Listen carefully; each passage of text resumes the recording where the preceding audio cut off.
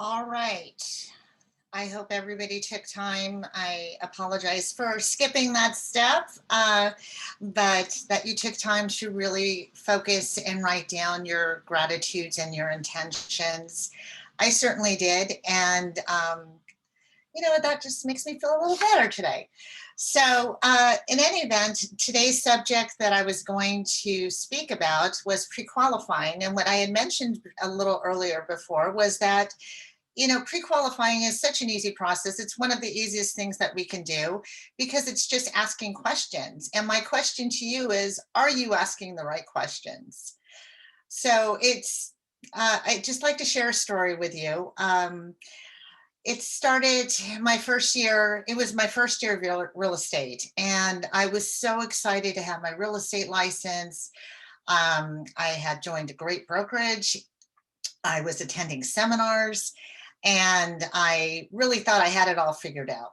So at one particular seminar, a sales seminar, we were handed these little notebooks with, scripts and questions of what to ask, and I was reading it and hearing what the speaker was saying, and I thought, oh my gosh, who in their right mind is ever going to speak like this? It sounds like a used car salesperson. Not me. I'm not going to do that. I'm going to be completely different because I know better, and no one that I meet is ever going to want me to talk that way. So I thought I'm going to reinvent the wheel. So I was working floor time in the office and I received an up call. And during that time, the prospective client had said that he and his wife were relocating to our city, and they had heard great things, and they told me how much they were currently pre-approved for. They needed to purchase a home within 30 days. And they were looking for someone to show them the city, and so they would be able to learn more about it. And I thought, great, I am the perfect person. Honestly, I've studied floor plans. I've gone to broker caravan. I've learned all of the tracks within the city. I mean, I've even graduated leadership through Chamber of Commerce. I mean, I knew all of the insides and outs of this particular city. And I was happy just to share that experience or my expertise with that knowledge with them. So I knew in my gut that they had told me some answers, but I knew that I wasn't still asking enough questions, but I didn't want to come off like a pushy salesperson and pry. So I knew that I would get this information once I had them in the car, and we would bond, and I would give them the best tour ever. And, I would learn all that I needed to know once I had them in front of me. So the next day, I had made the appointment for the next day. I met he and his wife at my office. I shuffled them into my car where I had beautifully packed some water and snacks because, I wanted to be the hostess with the mostest and give them the best tour and show them all of the ins and outs of the city, which I did 7 hours later. So and I had, they thanked me profusely. And I mean, this tour was great. I defy anybody to have given a better tour. I was like the Vanna White of the city, pointing out where the best schools were, the different tracks, the prices, how many homes were for sale in this particular track. I mean, I was on fire. Nobody could deny that. I was just on fire. I felt it. So I told them that I would be calling them the next day just as a follow-up. And I did. I called them the very next day. And so I wanted to find out if they had any questions that they had for me that I didn't answer through my fabulous tour. And they didn't. And they thanked me profusely. And they were so impressed. They said that they contacted their lender the night before and wanted to see if they could pre-qualify for a price range of attractive homes that I had pointed out during my fabulous tour, which was well out of their price range. And they did get pre-approved for that. And in addition to that, they were so happy that they contacted their relocation agent and decided to write an offer on the home that I had so graciously pointed out during my tour. Yay, it was fantastic. So my head was flipping, exploding. I was ready to talk like a truck driver. If I had my tennis racket, I knew I was going to kill somebody. I was just beside myself. I could not believe that I had just tied the most beautiful bow on a commission check to an agent who didn't do his job. He had sent his clients out to find some sucker to show them the city and different properties, which I did, and wrote an offer. And they were so excited and so thrilled. And they wanted to thank me by taking me out, offering to take me out for a beautiful glass of wine, which I graciously declined, of course. So I literally hung up the phone, stood up in my office, and this was truly my Scarlett O'Hara moment. Fist in air, I swear I will never be a tour guide again, ever. Boom, my head, I was just beside myself. And what was really so sad was that, I knew what I did wrong. I was kicking myself. And I want to ask you, what did I do wrong? And you're probably thinking, oh, honey, what didn't you do wrong? I know, I get it. And I had only scratched the surface. I didn't know what questions to ask, or did I? I had all of the information. I just didn't study it. I discarded the information that I had received. I did not read and learn and own that information that had given me the guideline or the outline of the questions that I could have asked. Because heaven forbid, I did not want to be, a pushy salesperson. Couldn't do that. So I encourage you to read the ESS script book.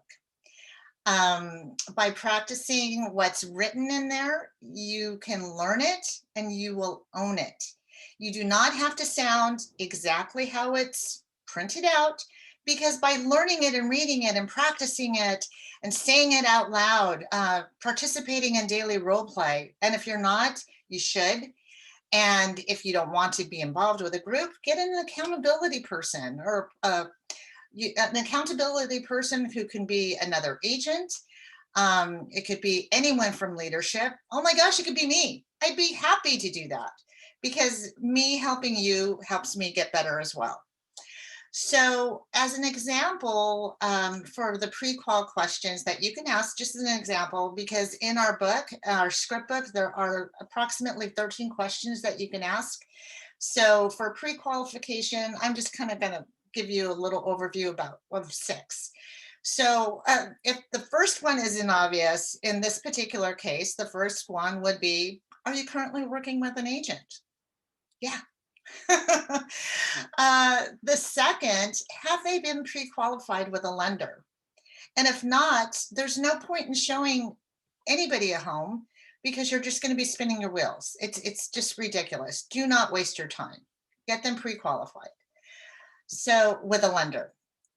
And third, do they have a lender? And if they don't have a lender, who can you refer them to? Inspiro Financial, one of the best in the country, right? We have the best. We are the best team. So number 4, find out the reason why they want to move. Determine their motivation.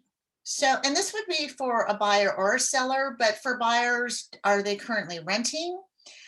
Is it due to a job? They want to be closer to work. They would need more space, things like that. And for sellers, again, it's applicable as well. And are the sellers planning to cash out and move out of state? Have they designated that state and city? Have they contacted an agent in that area? And if not, how can you help them? We have our relocation department. It's just an easy phone call or an easy email. We have a plethora of resources because you're a real estate professional. Number 5, what are they looking for? So find out about the neighborhoods that, their dream neighborhood. Is it something like Father of the Bride, with maple trees lying down the street and, just the perfect traditional home, single story, 2-story, the square footage? Is this their starter home? Do they want to be within a specific school district? Just start asking questions. And number 6, for buyers in particular, especially first-time home buyers, are they aware of the home buying process? Do they really understand the home buying process? The steps that you need to take, the pre-qualification. You're going to show them homes that meet their criteria, that are within their price range. And also the out-of-pocket costs that buyers can and will pay, which are for appraisals and any inspections that they have in the home. And most importantly, well, not most importantly, but the contingency periods. There are deadlines with everything. And I think the most important thing for a first-time home buyer or any home buyer is to know that once they're under contract, they are not to go shopping. They cannot go plan shopping to buy new furniture for the brand new home, because that's going to mess up their loan possibly. So it's always good to put that bug in their ear just so they know. And for sellers, are they aware of the costs that are involved? The cost, out-of-pocket costs, could be for HOA documents or any type of city reports. And are they willing to have their home picture perfect ready every single day? Are they willing for showings? Do they not want showings? And they too have contingency deadlines. Just because they're the sellers, they do have deadlines that they need to meet as well. So these are just some of the questions that you can ask. And once you start asking these questions, just know that you're not prying. That was a big lesson for me. I wasn't prying. I was doing my job as a real estate professional. In order for me to help any client obtain what they wanted, achieve their goal by getting their home and finding what they needed, I needed to ask specific questions in order to show them value, that I knew what I was doing. So just never feel that you're prying in any way. So by asking questions, what you're doing ahead is you're setting yourself apart from the competition. So I think the lesson for me was that, or it should be for you, is now is the time during your pre-qualification process, by asking all of these questions, is that you are taking the time to learn more about them. And wouldn't you want to possibly lose that potential client over the phone rather than find out more details after you've bonded in the car? It's just such a time saver, and a time saver for you, because you're a professional and you have things to do, and you are there to help, buyers and sellers achieve their goals. So by demonstrating you're professional and asking questions, you've already beat the competition. You've done more than 95% of your competitors, of the real estate agents. So there's a difference between being a real estate professional and a real estate agent. I was a real estate agent who was willing to be a tour guide by just sticking someone in my car and giving them a tour. I did not do my job by being a professional and asking all of the questions that I should have, that I knew I should have, and not taking the time to learn what questions to ask. So as horrible as that experience was for me, 15 later, and here I am humbling myself and talking about it. Oh my gosh. I really took that FAIL, which is an acronym for first attempt in learning. And I knew that the next time that I was going to be faced with that type of situation, an up call or a walk-in, I was going to be different. And literally 8 days later, I was working in the office and I had a walk-in. It was a cold, rainy Sunday afternoon. And this gentleman wanted to know, told me that he was relocating from out of state, told me that, you know, his budget was like around $850 at that time. He had 30 days to move. What wasn't working with a relocation agent because his company didn't offer that service. They had a stipend, just a moving stipend. And he had heard about our city and he wanted to know what I could show him. So what did I do? Well, I certainly didn't give him a glass of water and snacks, right? So I walked him into my office. I sat him down.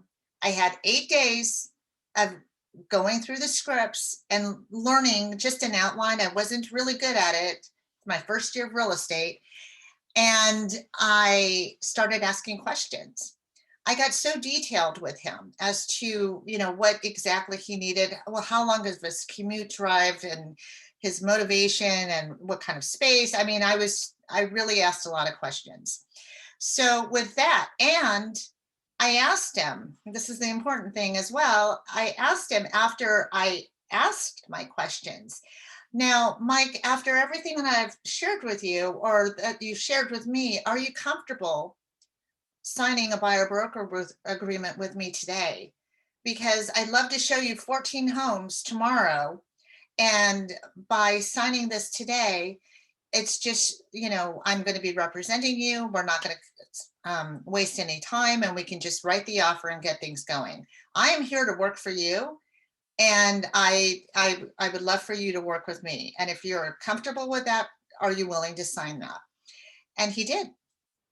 So buyer broker agreement signed, and I showed him, he and Audrey homes the next day, 14 homes, and it met their criteria, you know, little things here and there. We wrote an offer that evening and their offer was accepted the next day. So based on my experience with him, he then, he thanked me for my professionalism and told 2 other executives of my thoroughness and how I was going to take care of them. And had referred me 2 other executives from his company to purchase properties out here in our wonderful city, which I did. And those 2, actually 3, I have, it's a referral pool from these group of executives who travel internationally. And so I'm currently working on 2 right now. So there is a silver lining to the story, thank goodness. But, you know, you do need to ask questions. Most of all, I want to remind you that you're a professional, not a tour guide. You can build rapport with anyone over the phone by showing your professionalism, not through common interests. You need to know what to ask and learn your scripts. The scripts are nuggets of gold. Everything that is there, that's written there, it's there for a reason. And it's not just some made up verbiage. It's there because it works. So it's your job to learn it, to own it, and be the best professional that you can be. So have faith in the process. Do not reinvent the wheel. You're not smarter than everybody else. Everything that's written, it's been proven. I'm just saying. So you're never going to plan to fail, but don't fail to plan. All right. So my question to you before closing is, so who are you going to be today? Who are you deciding to be today? Are you going to be a real estate professional who's going to hone in on their skill set, learn and internalize the scripts and know exactly what to do? Or are you going to be a tour guide?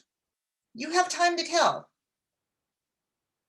The question is up to you. You know, the answer is yours. It's in your head. And of course, everyone on this call, of course, we're going to be real estate professionals. Come on, we're the Everest team. We're flipping amazing. So I I just wanted to share that with you and say that you're all real estate rock stars, real estate professionals, and you've got this. All right. Again, you need partners. Reach out to me. Reach out to anyone in leadership. Reach out to anyone on this call. We're all here to help one another, and we got it, and we can do it. All right, guys. Thank you so much. It's been awesome. And now we're going to do our closing affirmations. So stand up. Let's get this day started. You're here. Let's